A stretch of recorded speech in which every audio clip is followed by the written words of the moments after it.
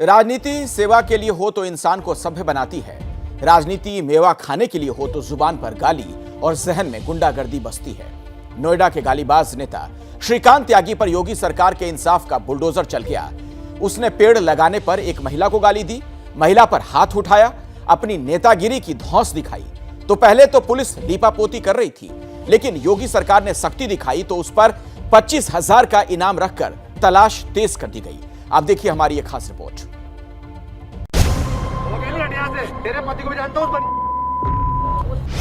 महिला से बदतमीजी की,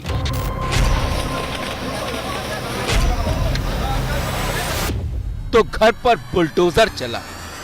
तो चले महिला को हाथ लगाया तो बदले में घर पर हथौड़े चले। पीड़ित परिवार को धमकाने के लिए गुंडे भेजे तो मकान से लेकर दुकान तक कार्रवाई हुई।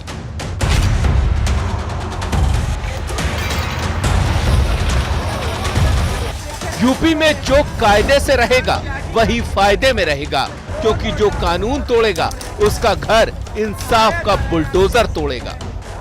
ये बात सीएम योगी ने एक बार फिर से साबित कर दी, वो भी खुद को बीजेपी का रसूखदार नेता कहने वाले के घर पर बुलडोजर चलाकर।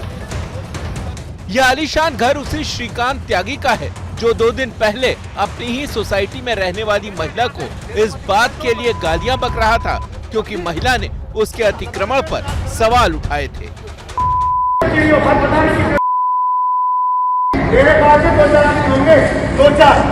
हम अपने औकात दिखा देंगे ना, तो तेरे घर में घुस के बाहर 2 पैसे करो तो आप लेकर घूम सकते हो।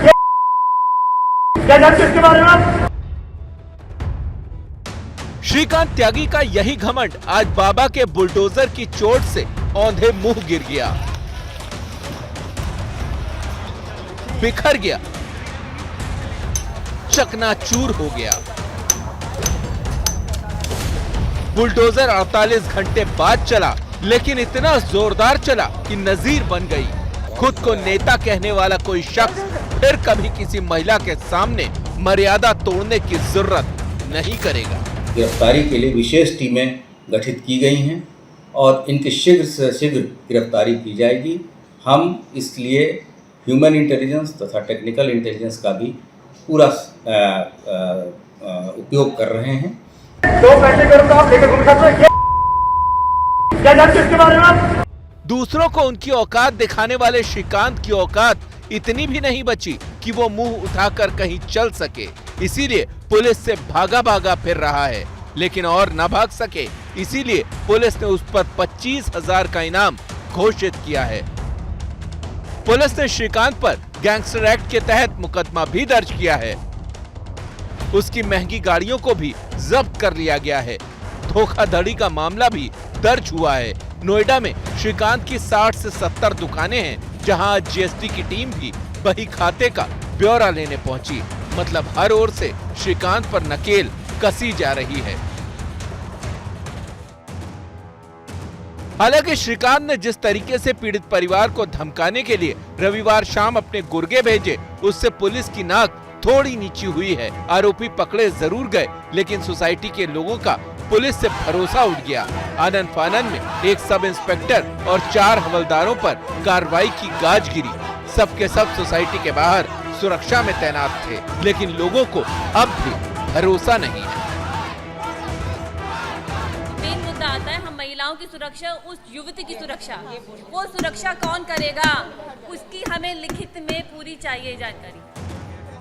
लोग तो लोग, खुद नोएडा के सांसद महेश शर्मा ने भी वर्दी पर सवाल उठा दिए हैं। इसमें थोड़ी और संजीदगी से काम किया जा सकता तो ऐसी घटनाएं ना होती। पहले से थोड़ा सा ध्यान रखा जाता। 2 साल पहले भी जब ये घटना हुई थी तब भी मैं वहाँ गया था। वहाँ के रेजिडेंट्स और उनके बीच में एक समझौते की सी बात हम करवा कर आए थे, लेकिन शायद ये घटनाएं आगे बढ़ती रही और उसका अंतिम परिणति बड़ी दुखद हुई। पुलिस श्रीकांत त्यागी की कुंडली जैसे जैसे खंगाल रही है, उसके नए नए कारनामे बाहर आ रहे हैं। पता चला है कि श्रीकांत ने अपनी दबंगई के दम पर ही नोएडा से ही सटे मोदी नगर में भी करोड़ों की एक संपत्ति हथिया कर रखी थी और उसी से अपना कैंप कार्यालय चलाता था। श्रीकांत पहले भी विवादों में रह चुका है। ये वीडियो 2020 का है, जब श्रीकांत को थाने जाना पड़ा था क्योंकि तब उसकी पत्नी ने ही गर्लफ्रेंड के साथ उसे किराए के फ्लैट में पकड़ा था। तब भले ही श्रीकांत छूट गया हो, लेकिन योगी सरकार के एक्शन से साफ है कि अब वो बख्शा नहीं जाएगा। लेकिन प्रियंका गांधी वाड्रा को श्रीकांत पर हुई कार्रवाई से ज्यादा पुरानी तस्वीरें दिखाई दे रही हैं। इन तस्वीरों को ट्विटर पर पोस्ट करके वो पूछ रही हैं कि आखिर श्रीकांत को कौन बचा रहा है। हालांकि बीजेपी पहले ही साफ कर चुकी है कि श्रीकांत का उनकी पार्टी से कोई लेना देना नहीं। और रही बात कार्रवाई की, तो इंसाफ का बुलडोजर निष्पक्ष होकर काम करेगा। दिखावे के लिए उसके घर के आगे का टिन शेड तोड़ दिया जाता है, तो कोई कानून राज की बात उत्तर प्रदेश में ना करे, क्योंकि ये तो हम शुरू से कह रहे थे, यही है उत्तर प्रदेश के कानून की असलियत। एक व्यक्ति 4 दिन से गायब है और उत्तर प्रदेश की पुलिस उसे ढूंढ नहीं पा रही है।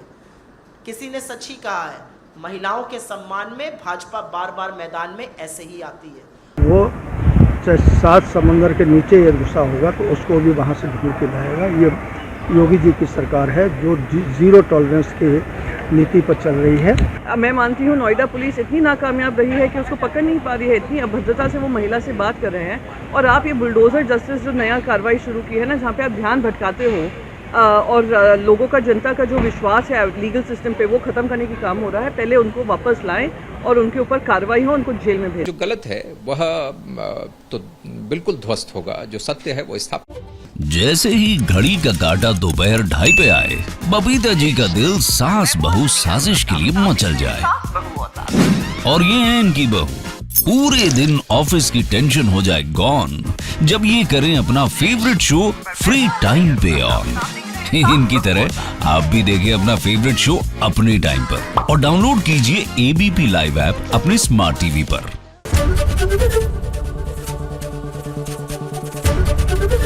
एबीपी न्यूज आपको रखे आगे।